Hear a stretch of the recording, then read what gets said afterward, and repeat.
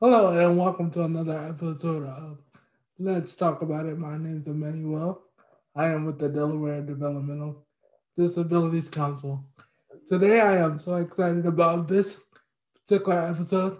This is a introduction to a new mini series called Meet the Council. We have done about 8 videos and we really want to take a moment to introduce the the internet world to our council. So today I am excited to introduce our Executive Director, Kristin Harvey, and our Vice Chair and also Council Member, Daniese McMullin-Powell. Thank you both for joining me for this fantastic episode. Thanks for coordinating it, Emmanuel. So I'm gonna jump right in because I am so excited to share this information with the world about the council and what the council does and what is the council and where we what do we focus on and things like that. So my first question is directed to you, Kristin.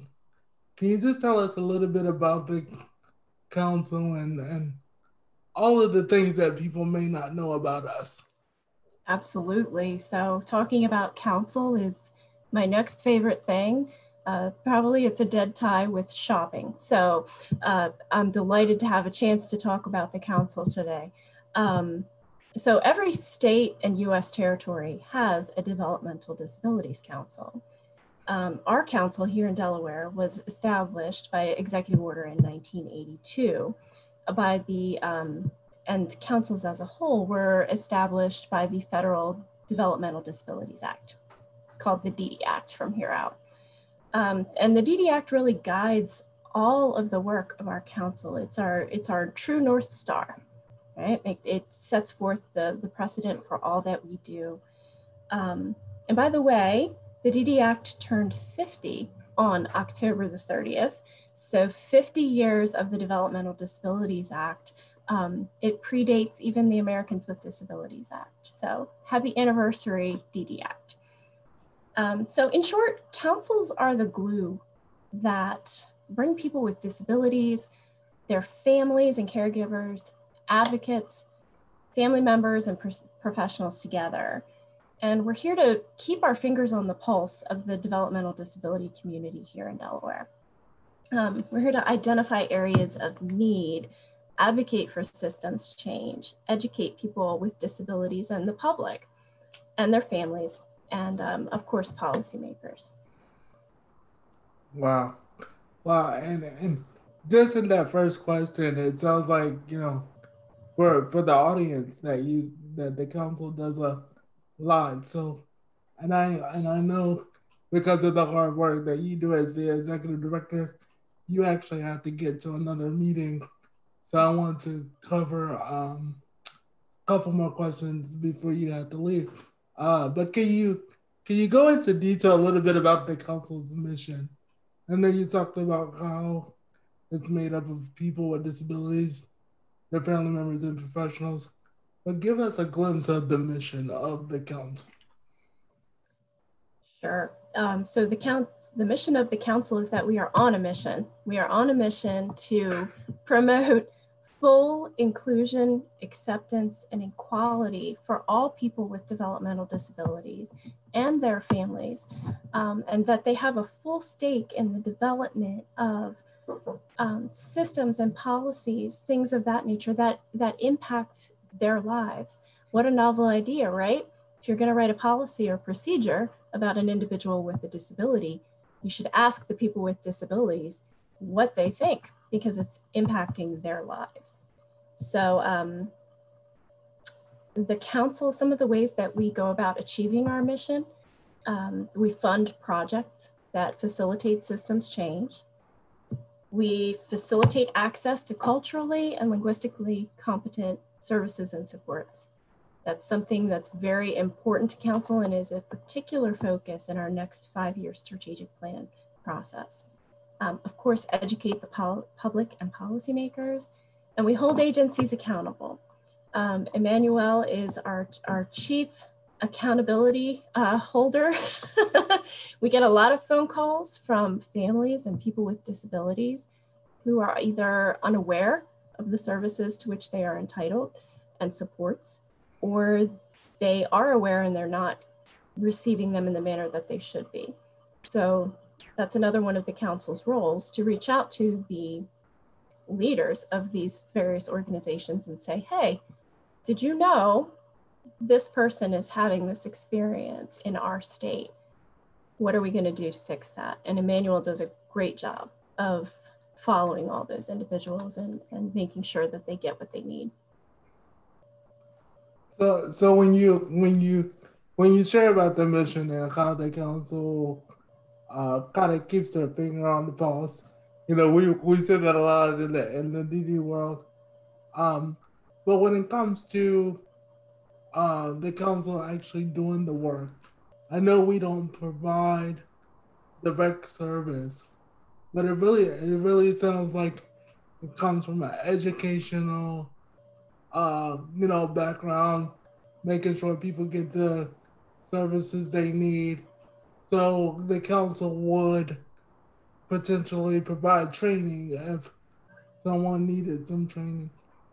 So that sounds like really great work. And I think when you talk about like how we keep our finger on the pulse, that's more important than actually providing direct service, because you're actually keeping your finger on the pulse from the beginning all the way through the process. Mm-hmm. So we don't just give people services and then they walk away, but we really follow them through the process. Mm-hmm. And I know you kind of touched on this about how the council is made up of people with disabilities and caregivers and things like that. Can you break down the, I guess, percentage mm-hmm. of people with disabilities, caregivers, and professionals, and then go into the process? If somebody wanted to be on the council, what's the process for someone to do that? Sure thing. So our members are all volunteers, and they are appointed by the governor of the state of Delaware. That's not unique to Delaware. Every DD council, that is the procedure, that they are appointed by the governor. And per the DD Act, the majority of our members must be individuals with developmental disabilities or their parents or family members. Priority will always be given to an individual with a disability first. If it came down to a parent or a person with a disability, slightly more weight is given to the individual with the disability. So we, in addition to that majority, we also have representatives from different agencies that provide services. And that is, again, per the DD Act. Those are the Department of Education, the Division of Vocational Rehabilitation, Aging and Disability, Resource Centers, the state's Developmental Disabilities Service Delivery Agency. And that's just to name a few. But the majority will always be people with disabilities or their parents, families, caregivers. So right now we've got 23 fierce, big-hearted members who are here to advocate and change Delaware, and they give generously of their time as volunteers. We meet every month except July and December, and you can find information about our meetings on our website, ddc.delaware.gov. The reason I say, even if you're not a council member, about attending the meetings, I would highly recommend that folks who are interested in council membership take some time to look at our website, learn more about the council, learn more about the DD Act, ensure that there's a full understanding of what a developmental disability is and what it is not. So that would be my first thing. Find out when we are meeting and come join us. Members of the public are welcome. And see what it's all about. If you do decide that you want to apply, you would go to the governor's office of boards and commissions online. And if you just Google that, Governor of Delaware Office of Boards and Commissions, and click their application for Delaware Developmental Disabilities Council. We're board number 0050. Fill out the application and the supplemental questionnaire. If you need assistance with the application, you can either call the governor's staff or you can give us a call. Typically, we don't know who's appointed to the council until they're appointed. So it's usually somewhat of a surprise to us to welcome a new member to our family. And because there are such strict requirements for our council makeup, remember that majority. And then you add in the governor's office, who wants to ensure that there's a fair and equitable representation of the citizens of Delaware with developmental disabilities and their families. So they're looking, when they're appointing people, they're looking at things like gender, age, race, where do they live in the state of Delaware. It could be some time after you apply that you hear. Some people, I myself have been on waiting lists for boards for excess of 5 years. It's because I just didn't fit that particular need at that time. So don't take it personally. If you're not appointed right away, please continue to come to our meetings, continue to come to our events. We are starting a new exciting series called Advocates of the Round Table, which I know Emmanuel will talk more about, and Denise. And yeah, come check us out. Come meet us. We're very nice, I promise. And we get things done. You know, you mentioned something really, really important throughout this whole process is the fact that our meetings are open to the public. So you don't even have to be a member to come and hear what's going on. Mm-hmm. You know, you do need to be a member to vote. But I think when it comes down to just being aware or adding your input at the same, sometimes that's more important than just being able to vote on something. So it's almost like the council, you know, you have the ability to test drive it, if you will, before you join the council. You can come and, you know, to our meetings. And now it's even more important because of COVID. You know, now so important, yeah. And so much easier for folks to attend. Yeah. Since we're here on Zoom. And I'll defer to Madam Vice Chair Denise, but we tend to be pretty open in our meetings. So if someone from the public was there and they had something they wanted to say, we tend kind of in the middle of formal and informal as far as the way we run our meetings.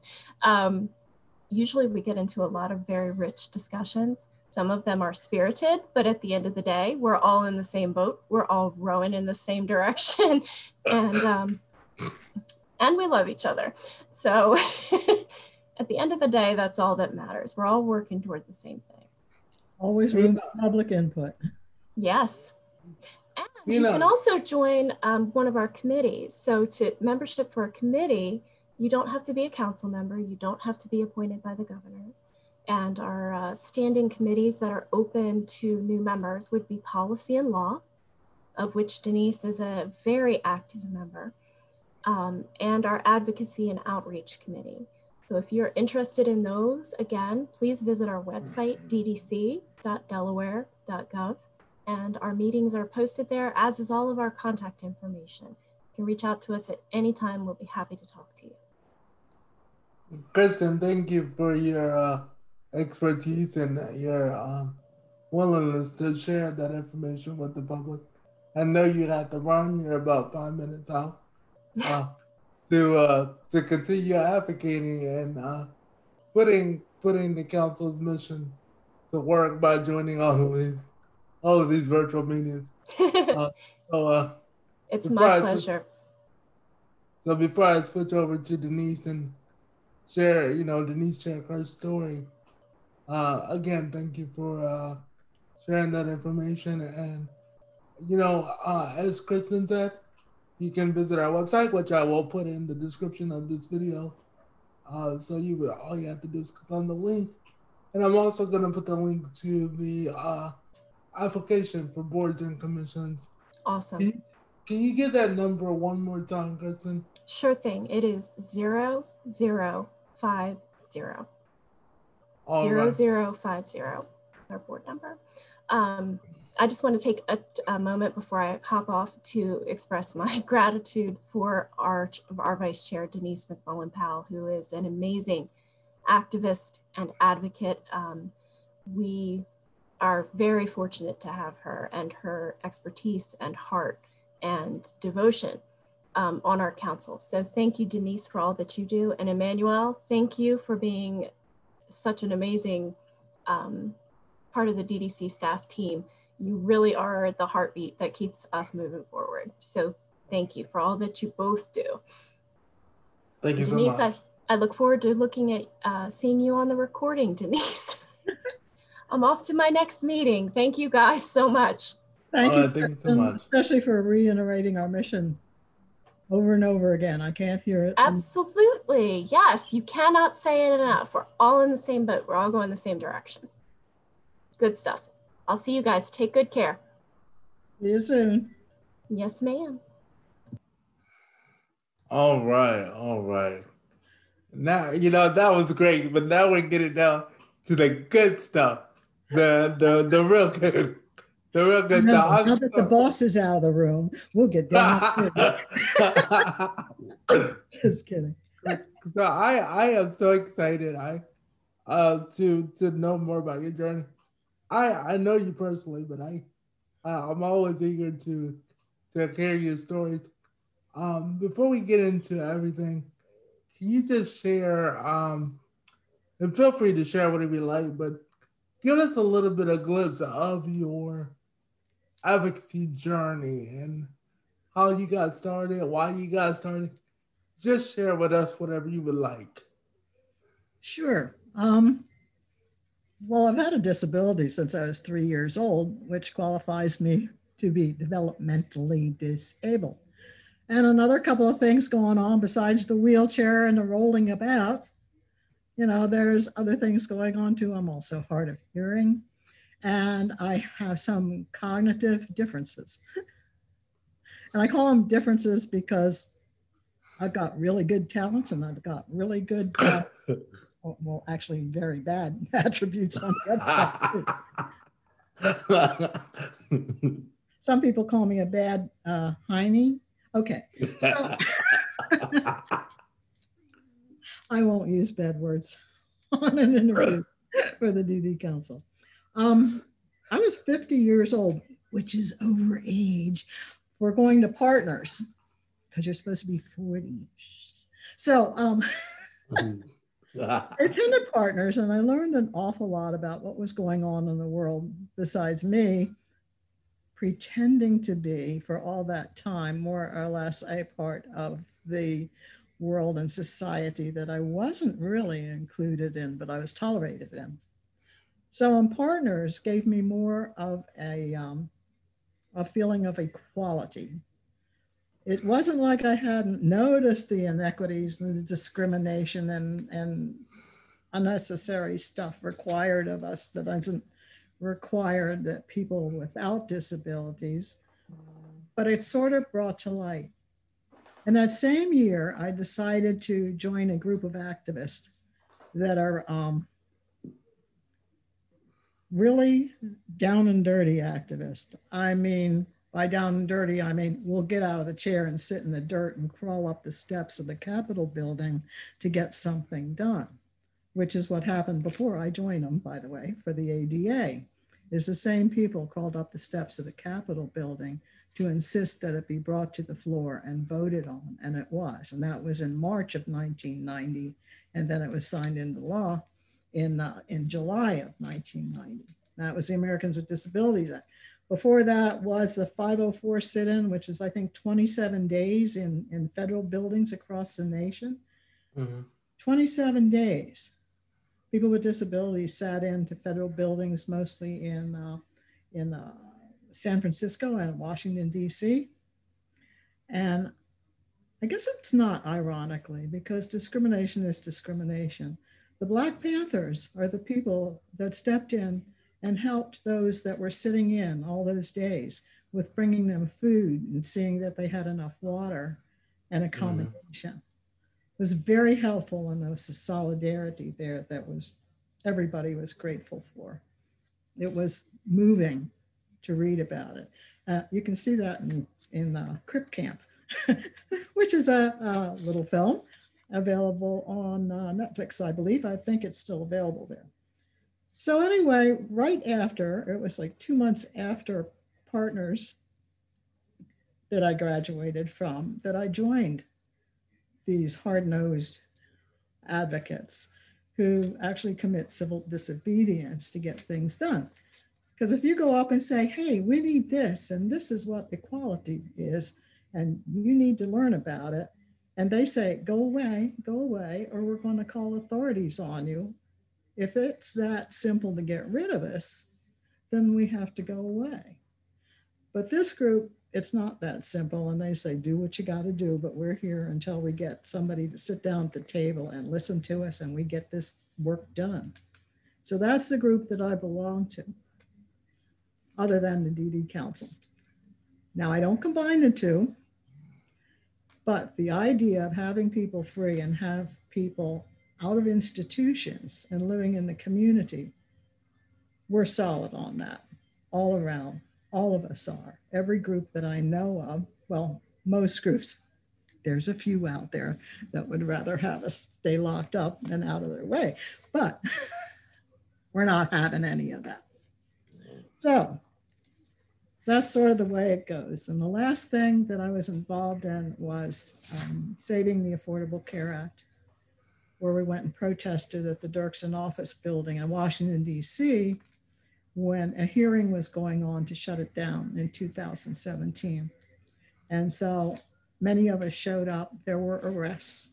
I was out of my chair on that cold, hard floor and needed a lot of help of 2 or 3 kind police officers to gently lift me up and put me back in my chair so they could take me out and process me. So guess what happened? We shut it down, and the Affordable Care Act is still there, or most of it. We hope it's shored up and even better coming down the road in the future.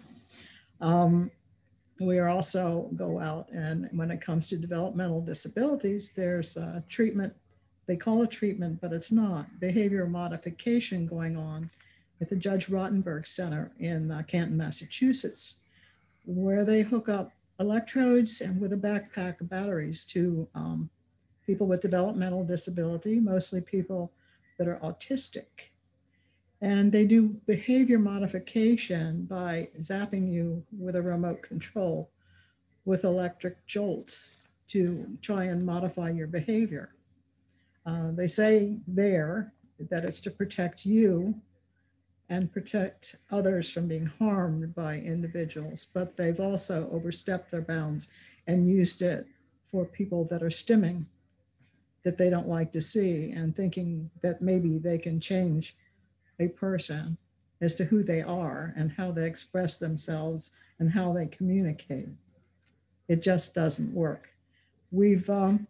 My other group that I belong to has tried very hard to put a stop to that, and has gotten the Food and Drug Administration to put out regulations that will no longer be available, because that is the only place in the United States that performs such atrocities on people with disabilities. Right. They're still, because of COVID, allowed to continue on to try and tone it down for a certain amount of time, as if it's something that you can't get used to being treated right if you just get rid of that.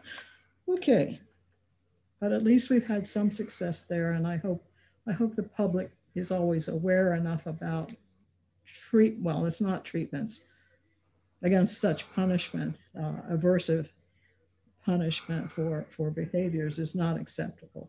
There are better ways. And the DD Council knows a lot of better ways to be involved in that kind of at least information.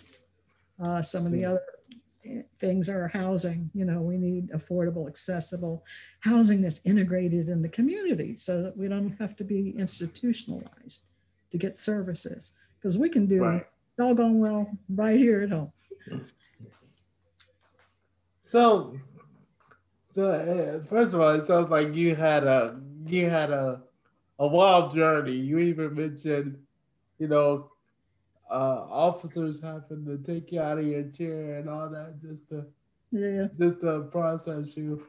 But it sounds like you did those things, one, because they needed to be done. And one thing I always love talking to you about is the different approaches that you have taken to get things done. Now, me personally, I don't know if I want to get locked up to make something happen. But every time I hear you talk about it, that's almost like, man, you know, maybe I do need to go change myself to a bus or to a bench or block a doorway or, you know, to make things happen. And I think, you know, as we think about the ways that people can Time to stretch, go for a walk, or call a friend.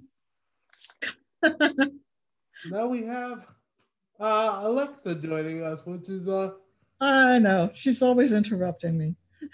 she's like reminding me to call friends and go for a walk. It still doesn't work. I still use the chair. Oh well. that's like when I get that. It's like when I get that message on my phone saying you took 0 steps today. It's like, yeah, it's always gonna be that way. Thanks a lot. Give me 1 second. I'm actually having some audio trouble. Hold on 1 second. Sure.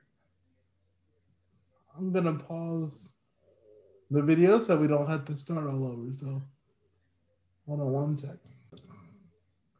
So we are back. I think I fixed my audio. So we're gonna roll right along. No pun intended there at all. You know, you shared your journey with us. Can you tell us how long you've been on the council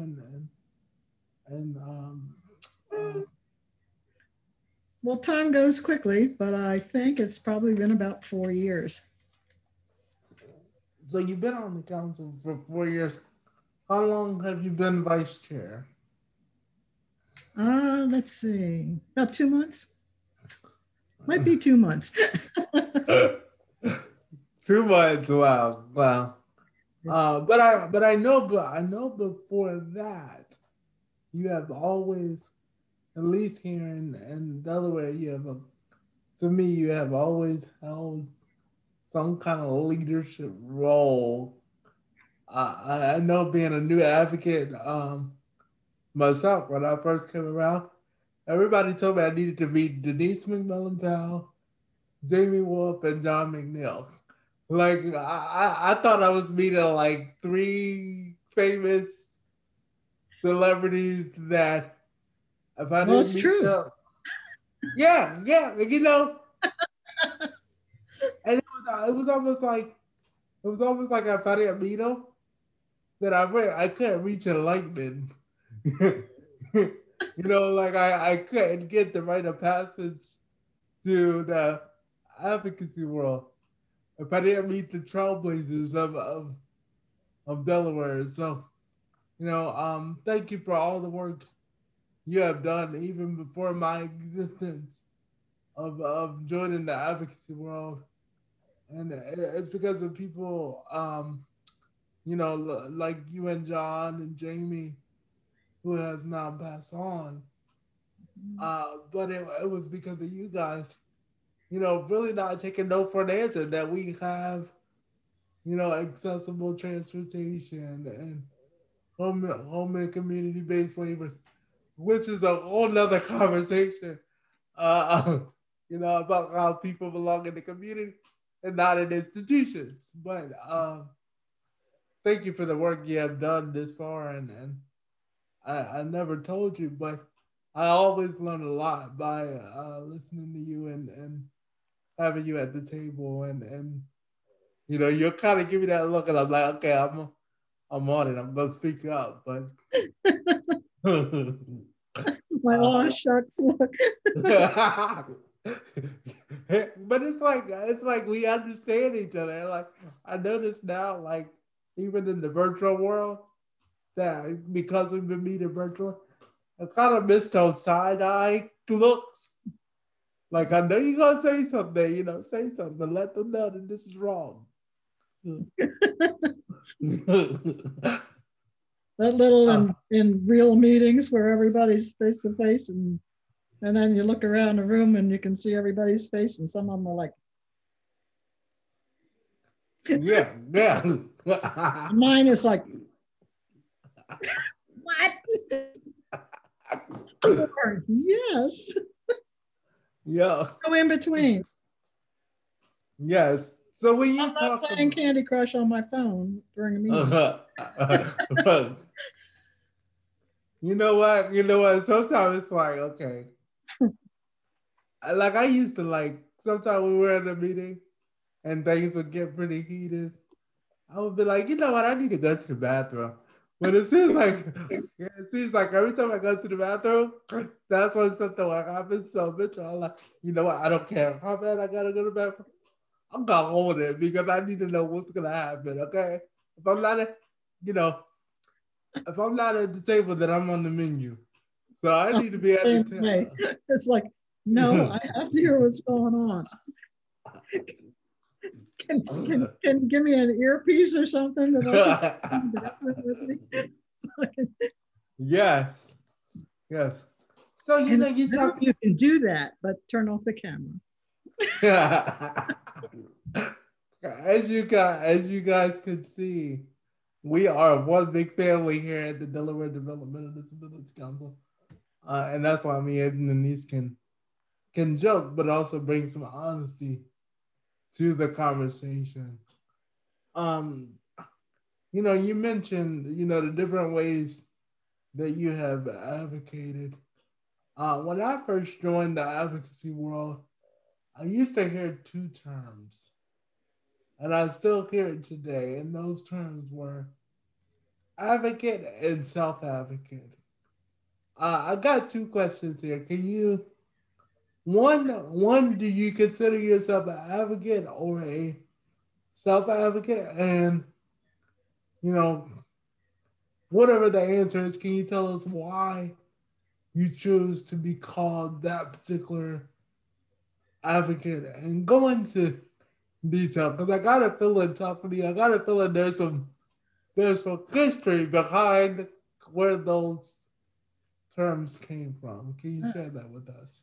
Well, actually, I prefer activist, because activist is an advocate that follows through to get stuff done.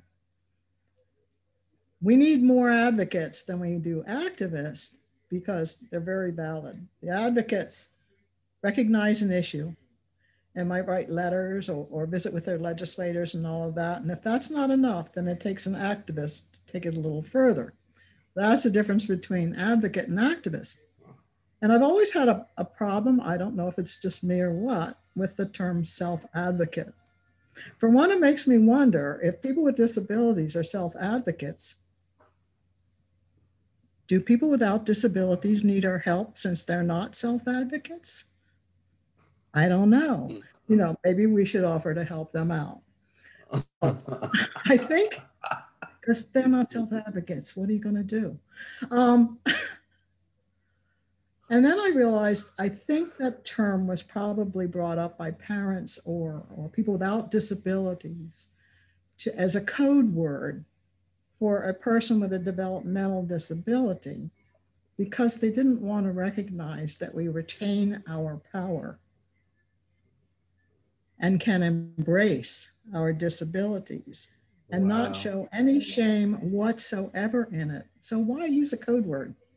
How about person with a disability? How about even people that like identity first? I can say I'm disabled. I don't have to say I'm a person with a disability, because having my disability is a huge part of my life. I don't have to fluff it off by saying, that's not me. That's not my total life. You know what? Oh, yes, it is. It made me who I am today. If I didn't have my disability, I may not have met my husband. I may not have had the 2 sons that I bore. I may not have had the daughter that I adopted when she was 11 years old. I might not have my 3 grandkids. I might not have my 4 great grandkids, which, by the way, the oldest great grandkid is 16 now, and she's autistic.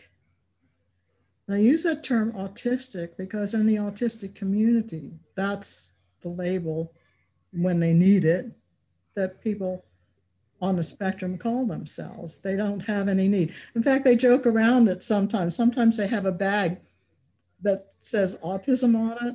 And they say, look, I have autism, as a kind of a humorous thing to do. Wow. You know, because they embrace their disability the same way as I do. There's nothing shameful about it. There's nothing that we have to cover up or use cutesy words about it.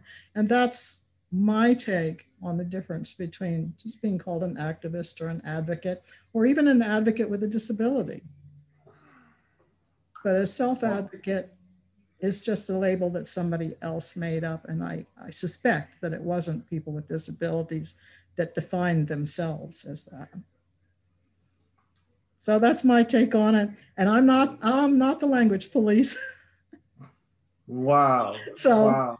You know, I don't have to judge other people for their take on what words, except for the R word. That is absolutely not in those fighting words. Oh yeah, we don't play with that word at all. I don't even like the H word, handicap. I can't say it without saying it, handicap. That's something on a golf course or a horse race or something. Right. So again, I tell you, every time I talk to you, I learn something new. So when I first met you, is when I was introduced to the word advocate versus self-advocate. When you made that discussion at one of the meetings, I was just like, wow, I've been calling myself the wrong thing all these years. But today you even bring up another term, activist. And I'm like, oh my God. So now I'm like, okay, do I, what should I call myself? And I think, as I think about it, I'm one of those people where I notice something wrong, but I don't only want to just highlight it, I want to do something about it. Mm-hmm. So if it might not be, chaining myself to a bus or sitting on someone's doorstep until they do what I need them to do. But I do find myself pushing the envelope, if you will, especially with state agencies. Yes. Really advocating for people to pretty much do their job, do what's required. So I'm gonna have to reevaluate what I call myself now, because well, there's all kinds of roads to advocacy and activism. I mean, there's the press, where you put out press releases and you let people know about that. There's legislative, to where you go to your legislators, either local or federal ones. right. Sometimes we have to step out of the DD Council to do that because of the DD Act and requirements and things like that. But I would hope individual members will go visit their legislators after we get on the same page, and the things that need to be changed for the better, systems change, that is, not individual, like, my bus is late and that sort of thing, but for the betterment of all people with disabilities and their allies. See, I don't like to call each other loved ones either, because sometimes we're not loved so much. And you might not love everybody. Right. You might like the allies. We can be allies and disagree, but we can be allies on different issues. I mean, it's like a 5-pronged thing to do things legislative or administratively or or, writing letters and doing all sorts of things that mean something, that are very, very important. Right. So activism is sort of the middle finger of all these things.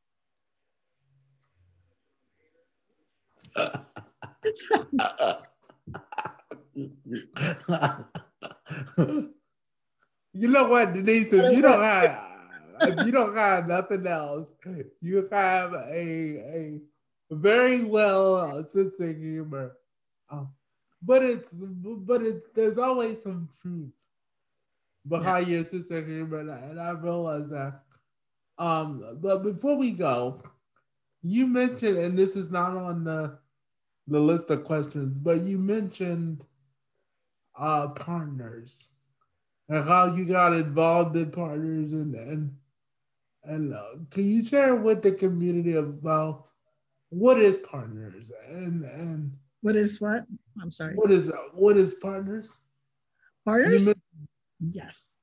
Yeah, you mentioned partners, and I think that's important for people to know because that's actually where I got my start. But I want you to share, with the audience, what it is and why was that so important to help you become who you are today. It is so important, and it brings so many factions of the community together. It brings together parents to be more like people with disabilities themselves, on the same level of being an advocate instead of being, I know what's good for you. That's how valuable it is to parents, because I'm a parent also, as to feel an equality with your offspring instead of always knowing what's good for the kid or what's good for all of you kids when we're not kids anymore and stuff like that. But the knowledge there was so extensive that it allowed me to know what to fight for. How are things? What is going on in the world? What about institutionalization? How does that work? Why are they put in there? How can they get out? And what's available? All that kind of knowledge is there for our allies, whether they're parents or brothers or sisters or anybody else, or people with disabilities. And most important that we're losing touch with is actual people with disabilities. It's almost like we can't get the message out enough to get people with disabilities themselves to come to partners. And we support them when they're attending partners. So it's highly possible to get there and get the attention that you need to complete it and to go through the whole process. And it's a lot of fun, and you meet a lot of other people, and you have a graduation, and you have projects to work on that are sometimes pretty successful. I graduated in 1996. Wow. That's about the third year that we had it here in Delaware. And a predecessor, I believe it's Larry Henderson, who was the executive director of Independent Resources, is the one who actually brought partners to Delaware. And he's passed away, and I'm forever grateful to him. And he was on the DD Council also. So it's just a tool. It doesn't tell you to go out and get arrested or anything like that. But it sure as heck gives you the knowledge to interact with legislators and with policy people and with other agencies that you may not be getting equality from or inclusion from or basic services or needs to be better. And it gives you the knowledge to sit down at the table with them and negotiate those things and try and get a better world for all of us. Wow. You graduated in 1996? Yep. And I graduated in 2014. And I can tell you from 96 to 14, I got the same impression, the same feeling that you got in 1996. In 2014, I've always had a big mouth, but partners showed me how to do it in such a way that brought change. And I think if it wasn't from partners. It wasn't from people that came to speak to the class, like you and John and Jamie and Larry. I don't know if I would have joined such a strong advocate world of, of people. You know, now I'm in a meeting and I'm like, I'm like, that's wrong. You cannot do that. And here's why.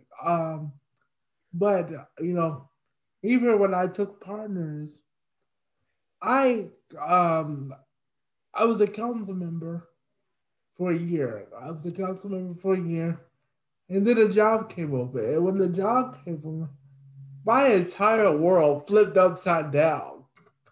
Like the possibilities became impeccable. I mean, and now if you look at where I am now, from doing administrative work to now in charge of community engagement, community development, you know, really working with the people.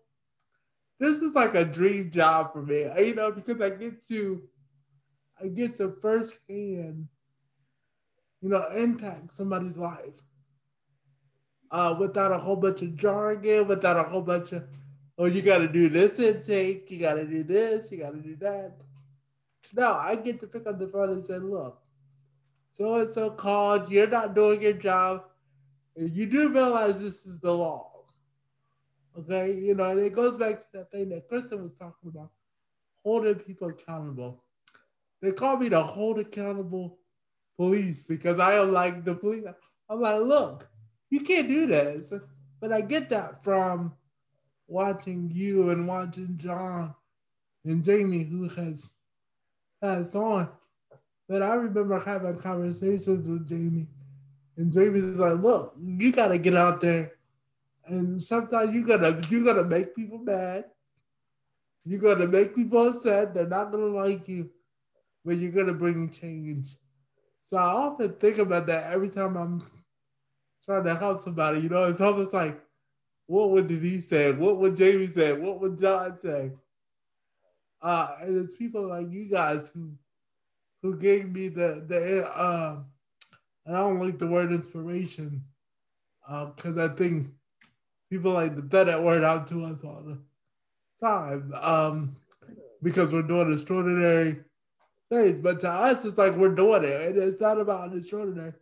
We're just doing what's right. And on the air, I want to say thank you for what you have done for my life, to be able to advocate for people. Any last words before we close this out? Well, I guess you and I are both on the same team and the same thing when it comes to having the privilege of engaging with and advocating for people with disabilities that are just like us.